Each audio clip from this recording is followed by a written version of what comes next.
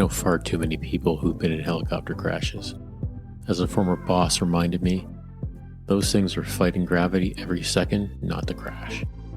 Listen to Farid Yaghini's experience of being shot down in a helicopter in Afghanistan.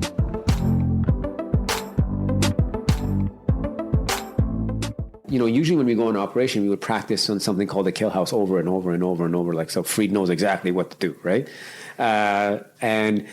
And then we got woken up in the middle of the night, and then, you know, that said there was some intel that there's someone important, very important, that never crosses the border from Pakistan, as you know, in this certain area, and we need to go now. This has never happened to Farid before, right? So I'm just like, oh my God, right? So we get ready. We're on the tarmac, and then usually all operations happen at night because this unit always is outnumbered, right? So they usually go in and out before morning prayers happen. Those were usually how we did night operations. And we sat on the tarmac, and then the helicopters never came. So we're like, okay, well, the sun's up. I can hear the morning prayers. Let's go for breakfast. We're starting breakfast, and all of a sudden they're like, go, go, go, go, go, right? The helicopters are coming. So this person was deemed important enough that we were going to do this during the day, right? Just the commander had given, you know. So 2 Chinooks. I was in a Chinook with one side of the Chinook Canadians. You know, of course, it's an aisle, right? Seating. We had one on one side. I was with the Afghan Special Forces, and the other side was the Canadian. And the second Chinook was filled with Navy SEALs and Canadian Special Forces.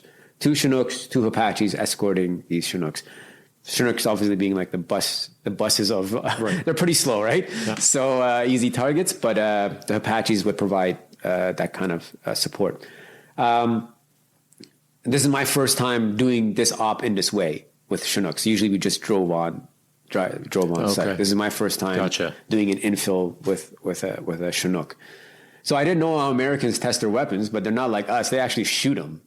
So as soon as we took off, the helicopter leans to the right, and I'm supposed to be sitting in the back. This is a very important point, actually. I was supposed to be sitting in the back of the Chinook with my friends, like close buddies of mine. The last second, the captain's like, "Hey, I want you to sit up front with me." So I'm sitting right behind the pilots, beside the gunner. To my right is the gunner with a high caliber machine gun, which I don't know what it was, but it was loud. So the helicopter leans to the right, and this guy just starts firing. And I'm like, oh, my God, we're taking fire. You know what I mean? But it was just a guy testing his gun, right? And I'm like, oh, my God. So I'm kind of like nervous, on edge. We got 2 rows of people, and then we have these 4x4s in the middle of the Chinook with guns mounted on them that they were going to drive out of the Chinook, I guess. And it was only a 15-minute ride. It was in Uruzgan province, which is not too far from Kandahar. And we were driving, and we get the whole, like, they're making up LZs the captain's making the LZs on the sky, which has never happened before, right? Before we were like doing this, practicing. We knew exactly what was happening. And then we get the whole 2 minutes out. Everyone gets to 2 minutes out. We're starting to come you can feel the descent. And all of a sudden the gunner really starts pointing his gun left and right, like erratically. He's not shooting, but I'm like, I guess that's normal. Like, I've never been an infill. He's probably just looking for enemy. And then I just went deaf because he started firing. My right side, because it was just so loud, I just went completely deaf.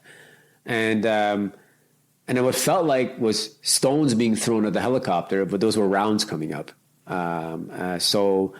The intel had said that there was only approximately 10 to 20 high value force, but because they were trying to keep a small signature, there was only going to be 10 to 20 of them, and their support element was going to be like about 5 clicks away. So the idea would be come in, we land, we overwhelming force, we take the bad guy before their QRF would be able to arrive on site. This was kind of wrong. There was like hundreds of them there. Right.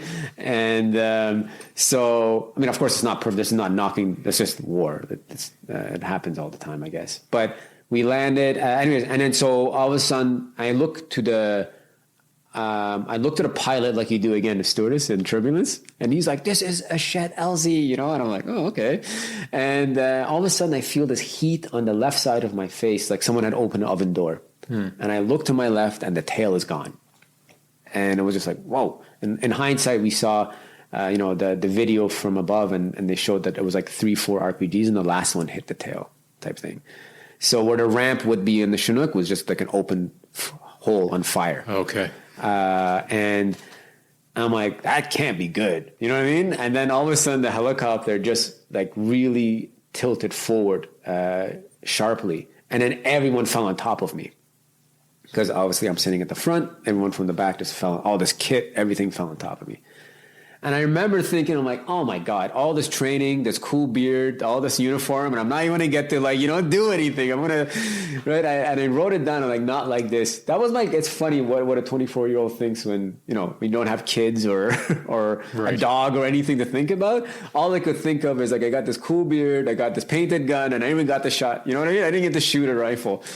So everyone falls on top of me. And then there was like this kind of abrupt like thud, and I guess the helicopter, what the pilot did, whether on purpose or instinct or whatnot, he kind of crashed it to the side of the mountain, and it kind of slid down. And unlike the movies, it didn't explode.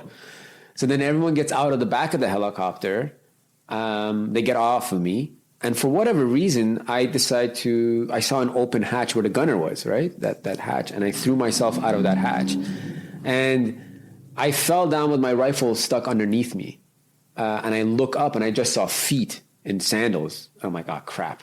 And I look up, it's an old man with a pitchfork. We had landed on someone's farm. And he's just as scared as I am because he probably just thought a UFO just landed on his... No kidding. Yeah, right? Yeah. And then I'm like, am I going to get pitchforked to death? Right? Like, that was my thing, right? Like, how embarrassing would that be, right?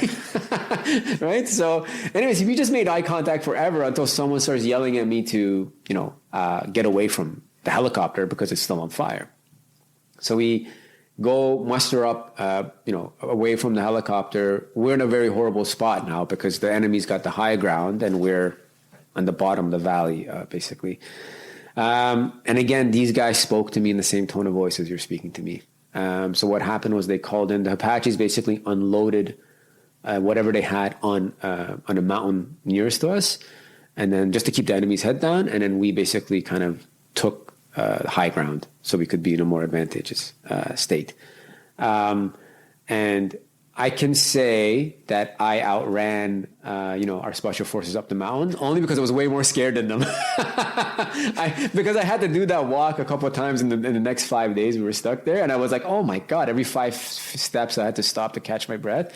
But because I was just so much more scared than them, I believe, I'm like, they just outran him right up the mountain there.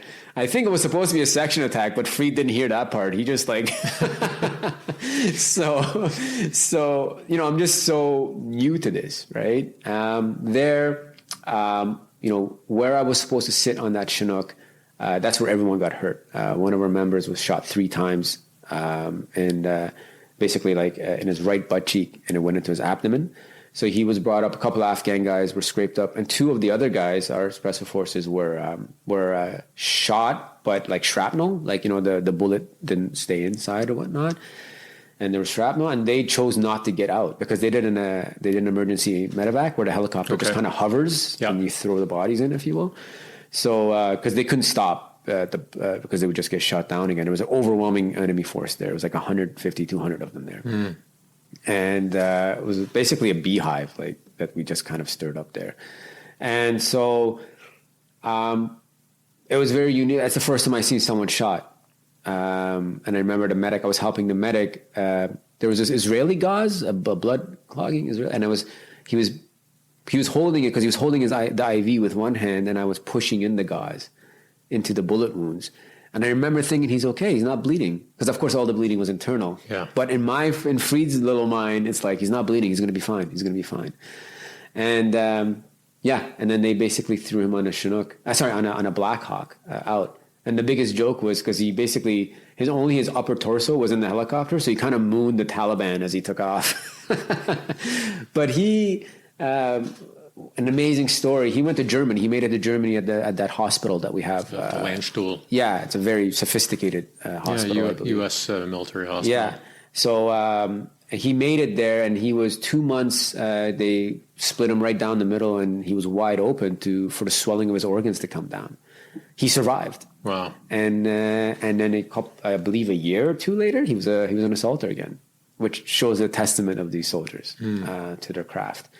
So we were stuck there for 5 days, and we would go up and down, basically because they couldn't send more Chinooks to pick us up because they were too slow. They would get shot down as well.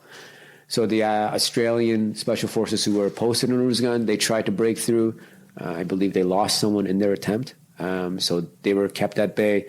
So then the American Air Force basically stacked all Air Force operations stopped in Afghanistan, and they stacked aircraft above our heads every 1,000 feet. So it was Apaches. Then there was the A-10s, which were those planes, anti-tank planes, I believe. Then you had the British Harriers, and then on top of that you had the Spectre gunship, which is basically a transport, helicopter, a plane with like artillery on the left side. Right. So they just went to town on these guys for 5 days. Because these people, they wanted us, because this is right before Operation Red Wings, where the Navy SEALs were shot down in those two Chinooks. Lone Survivor was the movie they made out of it, right? So this was the QRF that was going exactly. Them. So this was the kind of same deal. They knew we were special forces there. They wanted to jump on the helicopter propellers and, say we did this, right? So they knew they had numbers on us, so they kept trying to push through the aircraft. So the fighting, honestly, the real, you want to call it close quarter, but it was a mountain away type fighting. That ended within the first day, because then the aircraft just kept them at bay. So that went on for 5 days until enough of those guys died. And by the way, the guy who we were after ended up, the Spectre gunship picked him up trying to like leave in a convoy of like Suburbans. Okay. So it wasn't as bad as it sounds, just because of the people I was with, if that makes any sense. Mm-hmm. Like I didn't acknowledge again what was happening, just because I was around people that were just joking and using humor the whole time.